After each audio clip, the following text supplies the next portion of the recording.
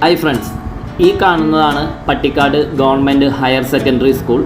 ഇവിടെ മുതൽ പഞ്ചായത്ത് ഓഫീസിന് സമീപം വരെ എൻ്റെ പറമ്പ് സ്ഥിതി ചെയ്യുന്നുണ്ട്. ഈ പറമ്പ് ഒരു ഫോറസ്റ്റ് പട്ടയം കിട്ടിയ ഭൂമിയൊന്നുമല്ല, ജന്മം തേറ് പറമ്പാണ്.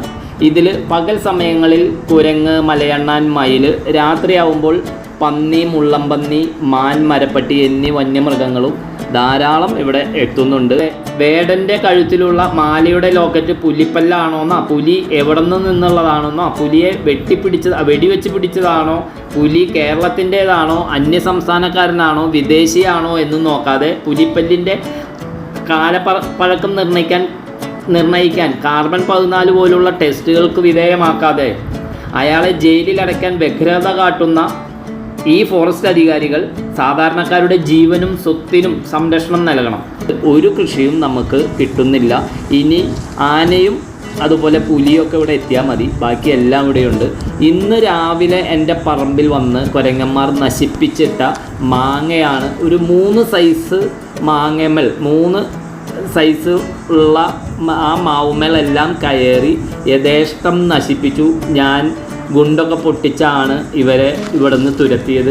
നമുക്ക് ജീവിക്കാൻ ഒരു മാർഗമില്ലാത്ത രീതിയിലാണ് ഇവർ ഇവിടെ വിരകിക്കുന്നത്. ഇത് ഫോറസ്റ്റ് അധികാരികൾ ശ്രദ്ധിക്കണം. നിങ്ങൾ ഫോറസ്റ്റ് സ്റ്റേഷനിൽ തന്നെ ഇരിക്കാതെ വന്യമൃഗങ്ങൾ ജനങ്ങൾക്ക് ബുദ്ധിമുട്ടുണ്ടാകാതിരിക്കാൻ, അവരുടെ കൃഷിക്കും മറ്റും വിളകൾക്കും നാശം വരാതിരിക്കാൻ സ്ഥലങ്ങൾ സന്ദർശിച്ച് അതിന് ഒരു പരിഹാരം കണ്ടെത്തണം.